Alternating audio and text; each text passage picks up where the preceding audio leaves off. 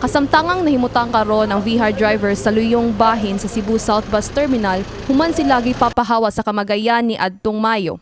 Adunay kapin 200 ka VHR units operational apan 20 lamang ang masulod sa terminal hinungdan nga kinahanglan pa mo parking sa gawas o mubayad sa uban. Nunot ni ini hangyo sa VHR drivers ang dugang garage area. Unta tagdon mi diri sa amo ang problema. Nalipay mi nga niabot mi dinhi aning lugar ba sa CSBT, pero ang problema na mo god sa bihayr lang garage kay excess murag adtor mi sa gawas maabot mi diri alas 8 di na mi kasulod adto mi sa gawas nadako kay mi gasto.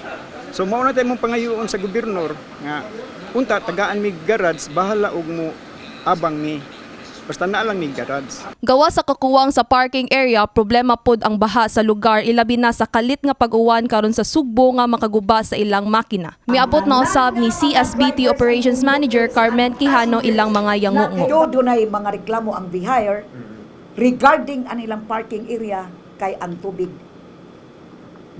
naabot na gyud kuno sa ilang ligid, tunga silang ligid.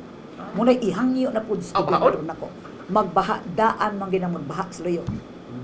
Munang sakod ni driver wa pig-uwan magtugtog ka paghuwat pa ka sa imong linya sa imong pagpasakay magbabasa gyud kay tunga man gyud tangwa man sleeping board ni abot man tubig diha mo man problema kaniadto pag yun Sa luyo na to? sa luyo. Yes, mo na problema sad nato mo nang ako nang gisulti as attorney sa lubre ani what to do hinuon di na magbaha kanunay o mag-uwan gawas kung mag-uwan.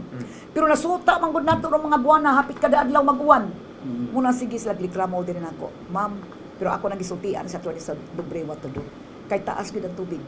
Niabot na gid sa katunga, more sa katunga, stepping board ko nila. Mipasalig usab si Quijano nga ila ning hatagan og pagtagad hilabi na nga ongoing pod ang renovation sa terminal. Kini si Michelle Velasquez, UP Com intern alang sa My TV Cebu.